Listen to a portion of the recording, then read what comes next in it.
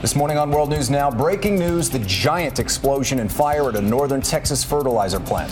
The blast was so intense it could be felt miles away. The victims, the mayhem, the heartbreak, and now the search for answers. It's Thursday, April 18th.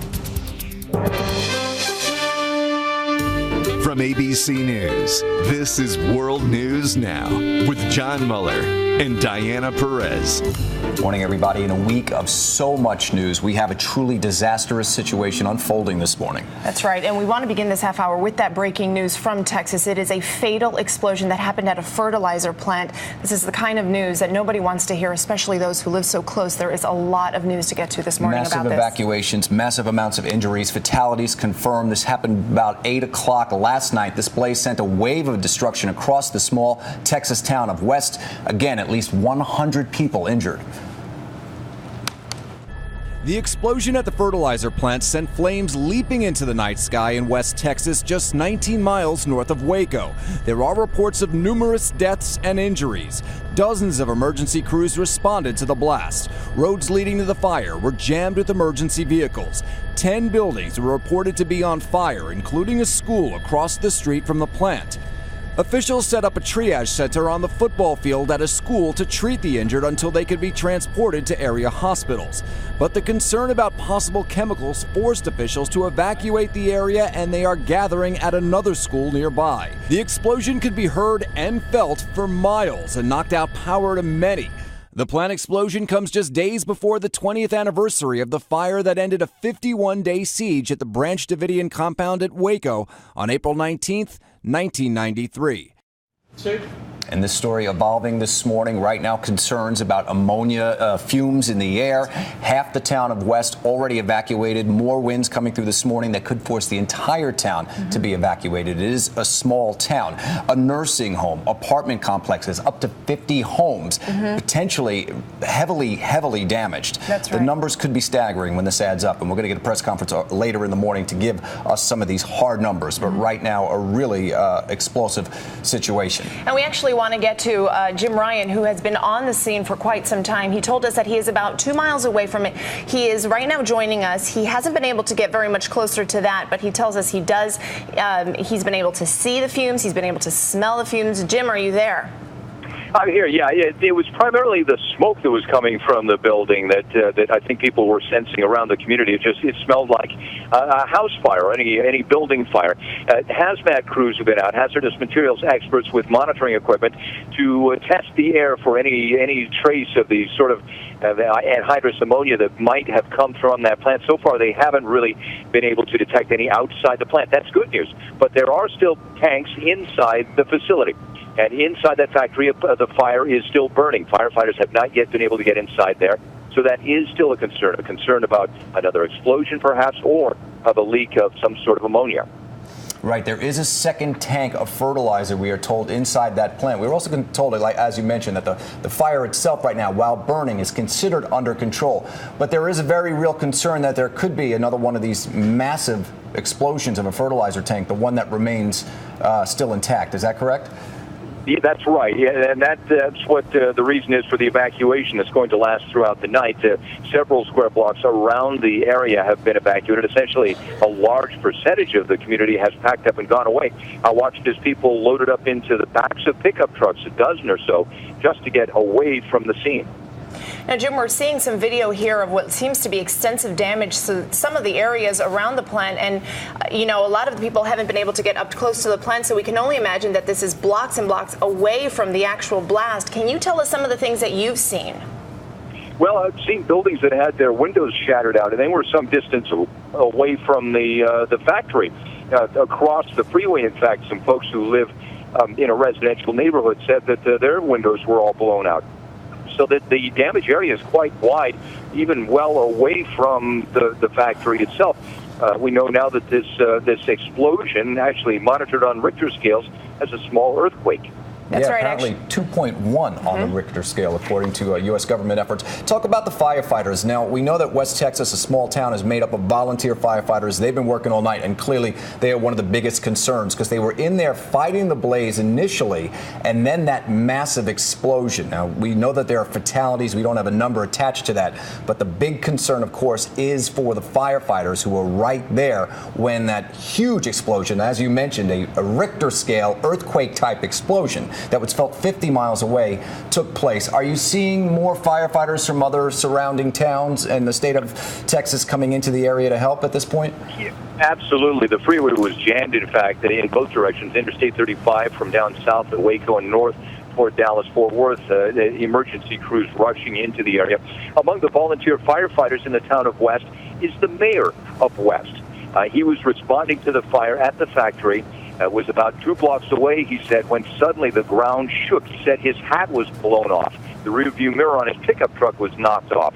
It was an extremely intense explosion. He says he is concerned for the firefighters who have not yet been accounted for inside that building. That mayor, who's a firefighter, by the way, they wear double hats there. He's both. He described the cloud, the mushroom cloud. He said it looked like a nuclear bomb went off. He said it just rose into the sky and was a massive, massive cloud. So, yeah, I mean, people wearing double hats right now fighting fires, they're also the mayor. This is the kind of town we're talking about. Real close-knit community.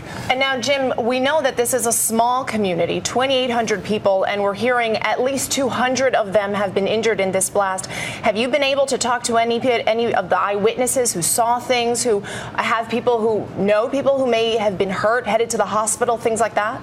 Well, I spoke with a woman who was actually inside the nursing home. She works there. They knew about the fire. They knew about the possibility for fumes coming from across the street. Just as she was starting to push a patient or a resident of the nursing home through the dining room in a wheelchair, the explosion struck. The building essentially collapsed. The woman suffered cuts and bruises and was concerned about internal injuries as well. She rushed to a friend and was taken to the hospital by a pickup truck.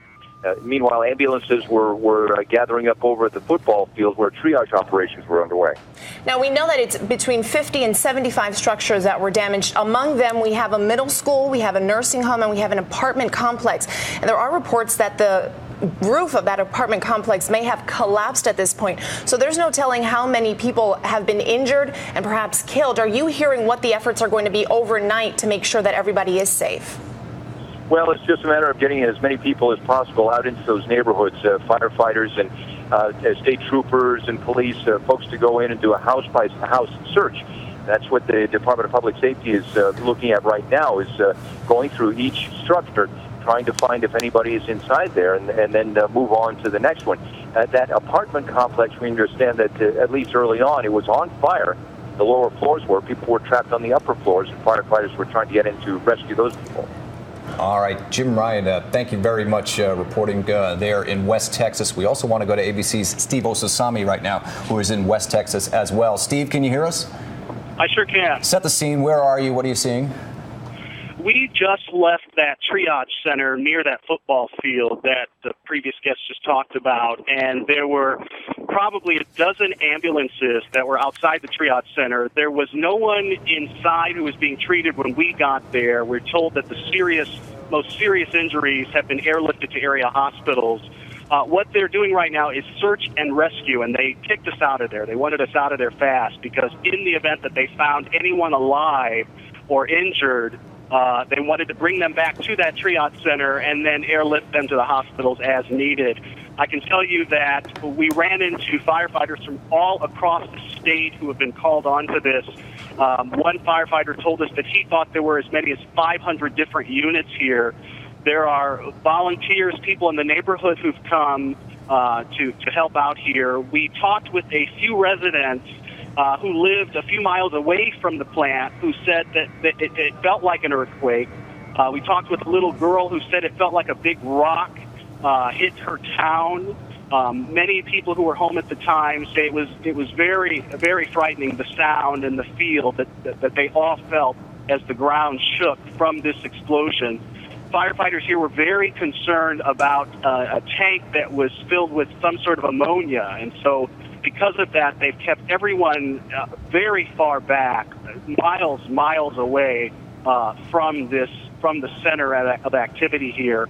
Firefighters who we talked with who were just at the fire tell us it is still burning, even though it is under control, and that it could still be burning for another day at least. And so now, Steve, we were able to talk to a woman, one of our producers was able to talk to a woman who said that she was running toward the scene and she saw people being wheeled out of this nursing home, and many of them were bandaged, but many more were not bandaged, bleeding profusely from many areas. And the worry is that people are still trying to help those who are in need, but there's a problem with the air quality, or at least that's what some people believe. Are you being kept away because of the air quality? Are you being kept away because of this fear that this other tank may blow? Or is it that they're trying to get help to people and they want to keep all the ancillary people out of the way? Well, you know, we're not quite sure what's happening with that nursing home. I can tell you that we are about 2 to 3 miles away, and the air quality from what I can see and smell on my own appears fine. So I'm not sure, you know, what the air quality issues are here. We haven't gotten many reports in terms of, you know, the conditions of the people in that nursing home or in the apartment building that was also across the street from the plant that we're told also suffered serious damage. But I can tell you that they're going through both buildings right now, looking to see if there's anyone who might be trapped inside them. All right, Steve Osunsami, we will come back to you. Thank you very much for that reporting in West Texas. We want to go to Brent Esrock, the CEO, we believe, of a healthcare facility there near the blast site. Brent, are you there? I am. Tell us the name of your organization and where you're at right now. We're at Providence Health Center in Waco, Texas. Can you explain to us how many people you've seen, how many people have been arriving, and in what conditions? Sure.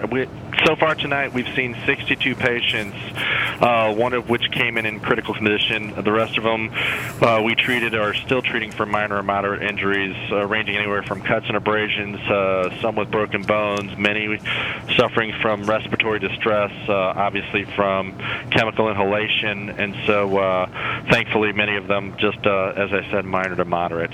When you say chemical inhalation, can you explain what this chemical, the ammonia that's used for this fertilizer, can do to people's lungs, to their tissue, to their eyes?